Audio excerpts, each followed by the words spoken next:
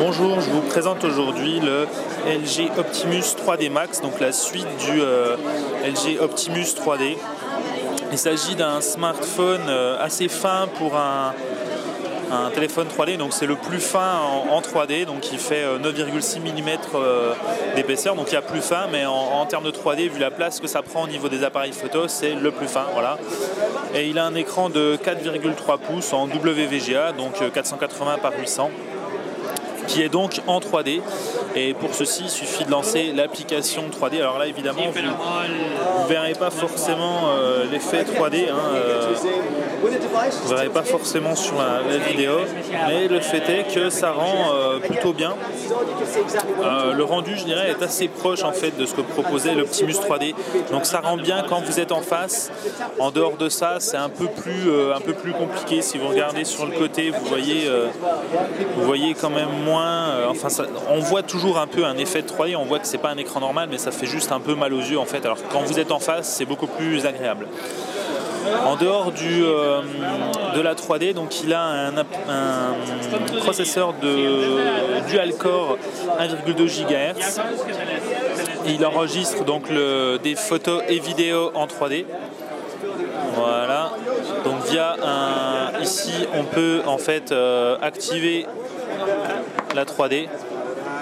Donc c'est en fait un raccourci tout simplement vers l'interface de LG. Voilà. Et donc il a un appareil photo de 5 mégapixels, enfin un double appareil photo de 5 mégapixels, donc qui permet de prendre des clichés 3D de 5 mégapixels, et il enregistre en HD en 5 mégapixels aussi. Bien sûr vous avez la possibilité, alors je vais essayer de vous montrer ça au niveau de l'appareil photo.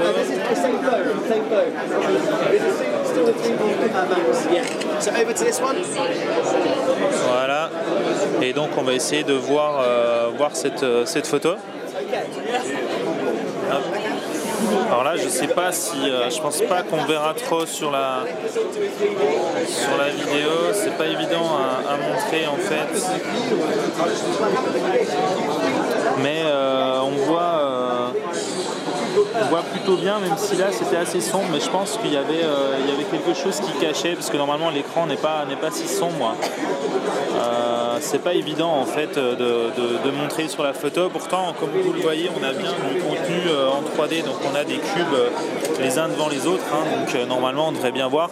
C'est les conditions optimales pour prendre des photos, mais ça reste quand même pas évident.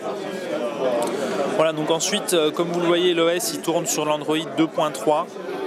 Il sera mis à jour prochainement sur Ice Cream Sandwich, c'est annoncé officiellement, mais on n'a pas encore trop de dates.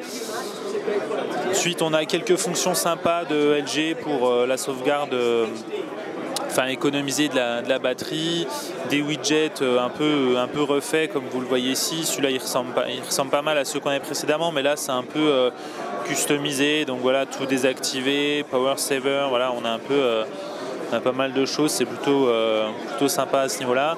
Voilà, donc du coup c'est clairement la suite de l'Optimus 3D qui vient corriger la plupart de ses défauts, à savoir une grosse épaisseur, des appareils photo qui ressortent.